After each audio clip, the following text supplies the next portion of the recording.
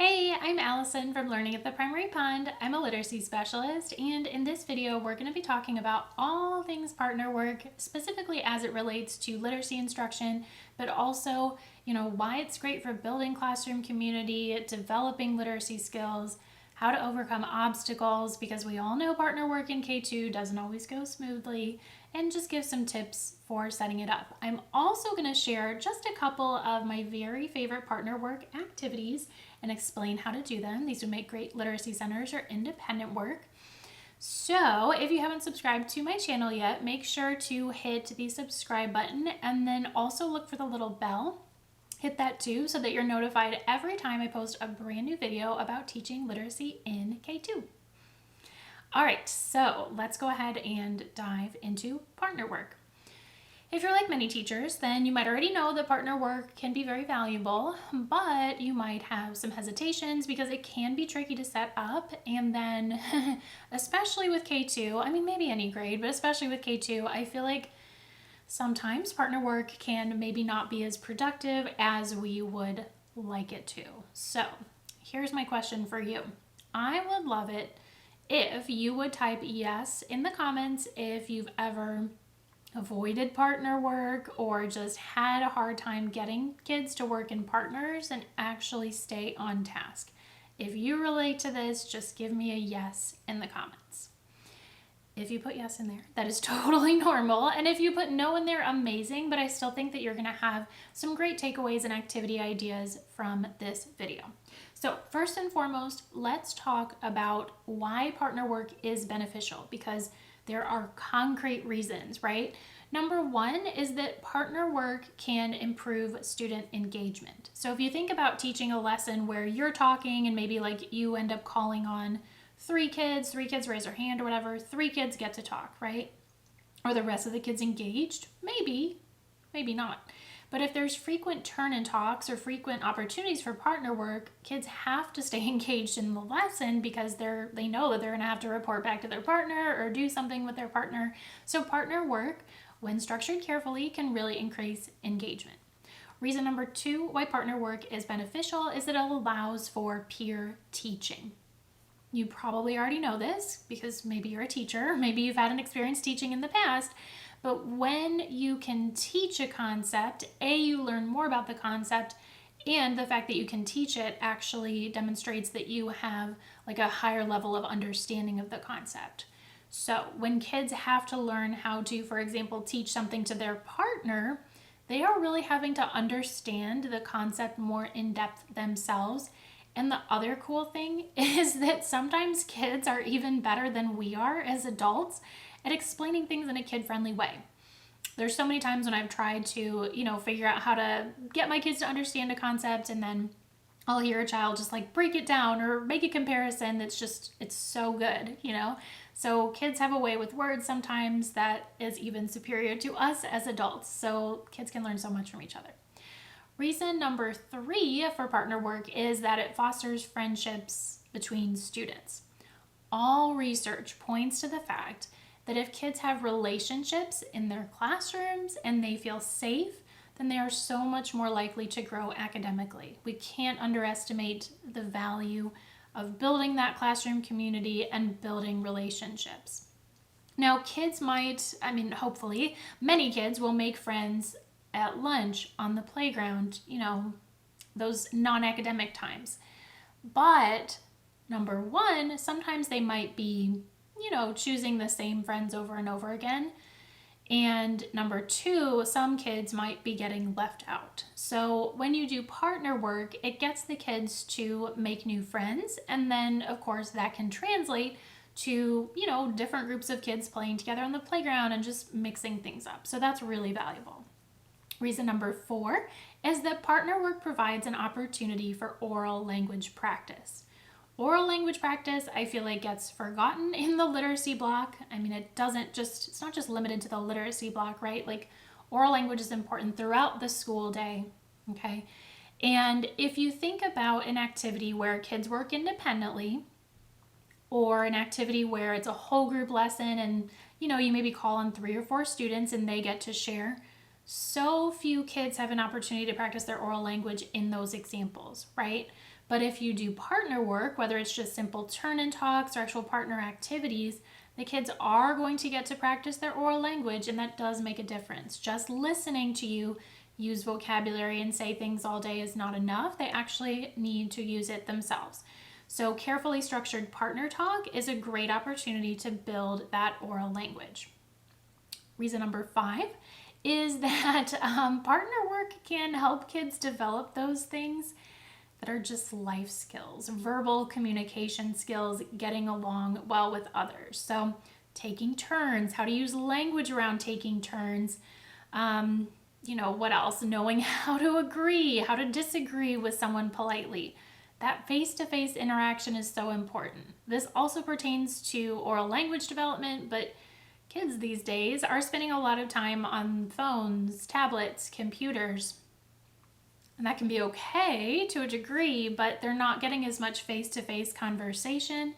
And so we need to make sure that we build that into the school day. It helps with oral language, and then it also helps with those, life skills like taking turns and agreeing or disagreeing with people, as I mentioned. So those are 5 reasons why partner work is so valuable. Now what I want to do is really get into how to set it up and how to make it doable, because it can be challenging in K2 to have effective partner work to get the kids to actually work together and accomplish what you want them to. When you're setting up partner work for the first time, or when you're revisiting expectations or introducing a new partner activity, modeling is key. I think we know this as teachers, but saying just here's what I want you to do to kids isn't enough. I actually like to bring another student to the front of the class with me, or to whatever group we're in, and I will have a similar conversation with them, and then I'll point out okay, I did this, they did that, pointing out the things that you want to see in their conversation. So modeling is really important. Once you get going, the kids can actually model for each other too. You can have 2 kids come up and do a little activity or do a turn and talk with each other. Another cool thing, if your kids are brave enough for this and they like it, is I will just take my iPad and make a video recording of 2 kids working together during their partner activity. And then afterward, we'll watch it with the whole class. They love to be the stars. Again, you have to choose the right kids, the kids that want to do this.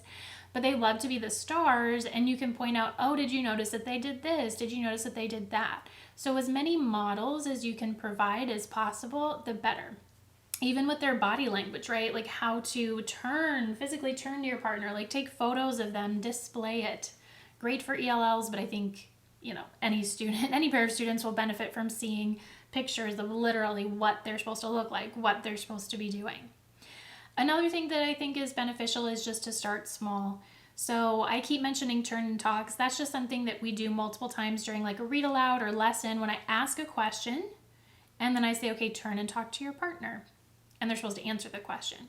Open-ended questions work best for this, by the way, because if the answer is just a one-word answer, then I don't know, I just don't feel like the partner talk is that productive. So anyway, that is one small way to ease into partner work, is those turn and talks. And again, we already talked about how valuable that is for oral language and all that good stuff. So I teach that quite early on at the beginning of the year, and then we work into, other more complex partner activities as time goes on.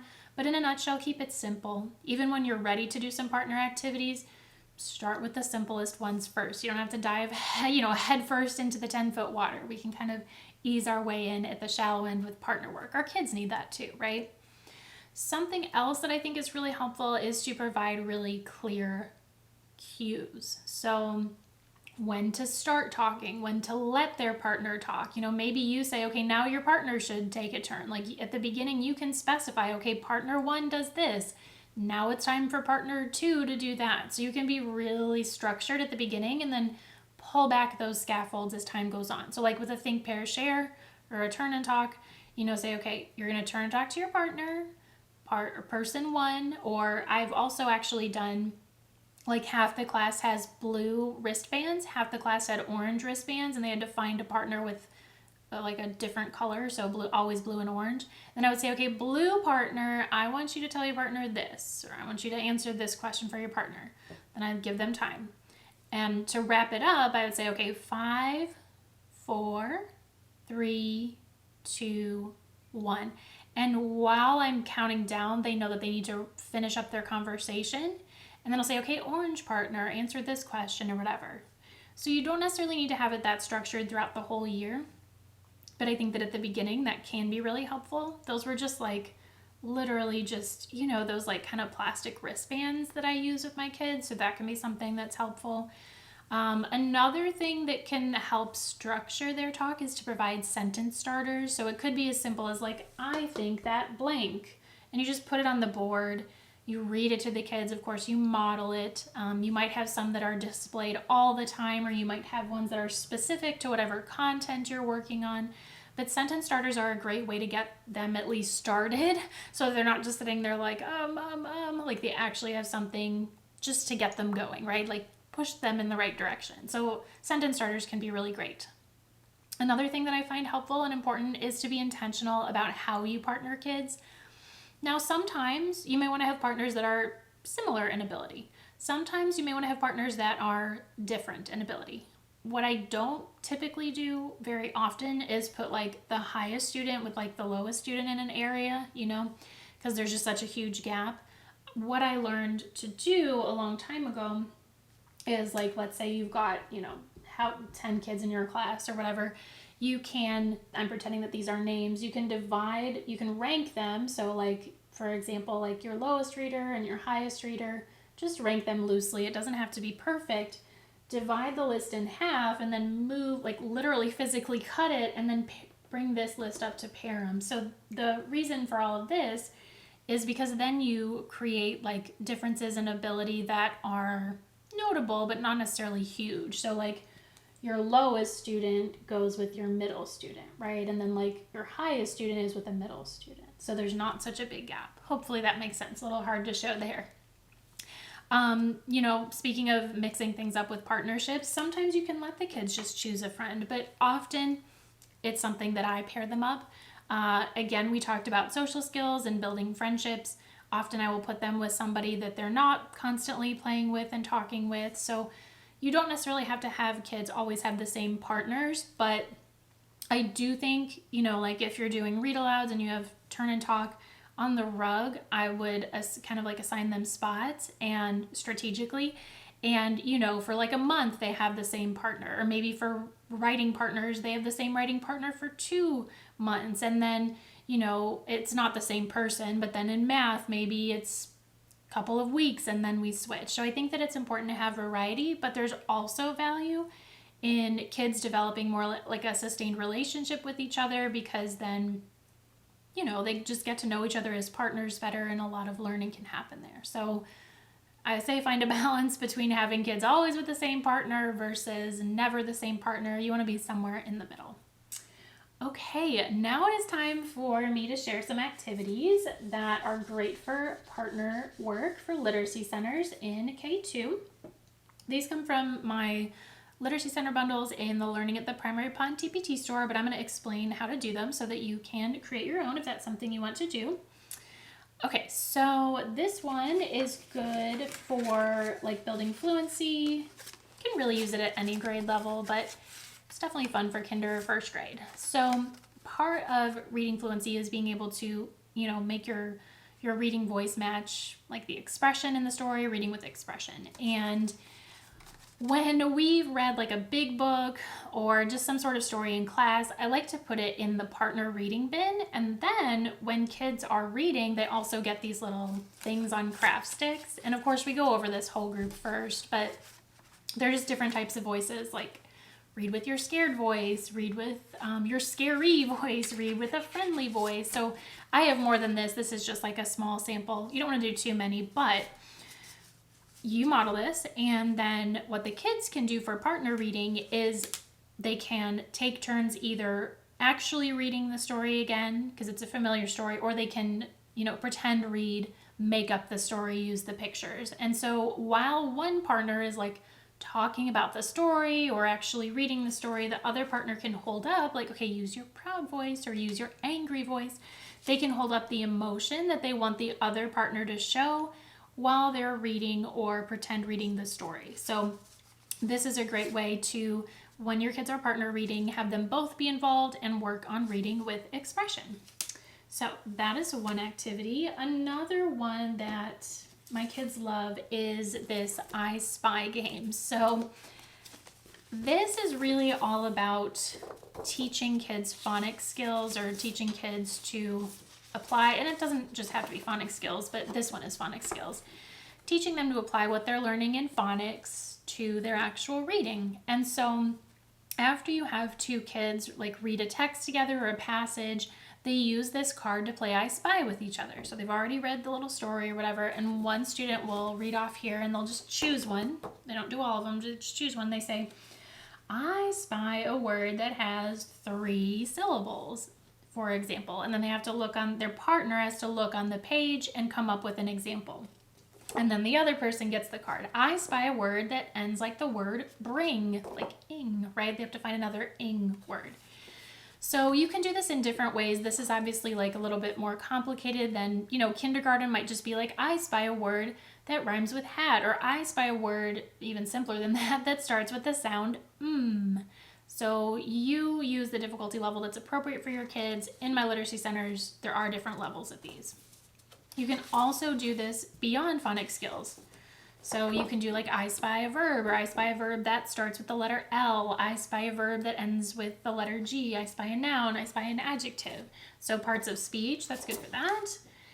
And then even vocabulary as your kids get older. I spy a word that means blank. I spy a word that's the opposite of big. I spy a word that means the same thing as the word whatever. So you can make this as challenging or as simple as you want.